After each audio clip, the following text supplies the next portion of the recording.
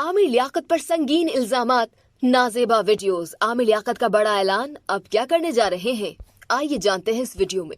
रुकन कौमी असम्बली और टीवी मेजबान आमिर लियाकत ने हमेशा के लिए पाकिस्तान छोड़ने का फैसला कर लिया।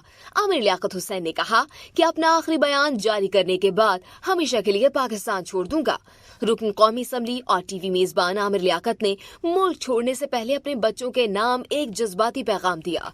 एक तफसीली बयान में आमिर लियाकत ने अपने बच्चों को मुखातिब करते हुए कहा कि मुझ पर कुछ कर्ज हैं, उनको जल्द अदा कर दूंगा। अभी मेरे पास पैसे खत्म हो गए हैं और मैं मुल्क छोड़कर चला जाऊंगा। आमिर लियाकत ने अपने बच्चों को मुखातिब करते हुए कहा कि दुआ, तुम लम से पढ़कर एक शानदार मुकाम हासिल करोगी, जबकि अहमद, तुम बड़े इंजीनियर बनोगे। तुम्हारा बाप बेकसूर था, मगर तुम ना पहले समझे थे और ना अब समझोगे, और इसकी वजह सोशल मीडिया है।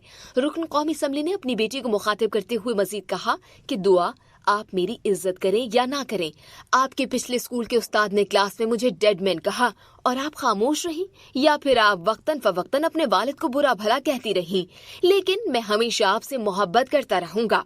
आमिर लियाकत ने मजीद कहा कि मैं तुम दोनों को मशवरा देता हूं कि किसी भी कीमत पर अपनी माँ की इज्जत करना ना छोड़ना।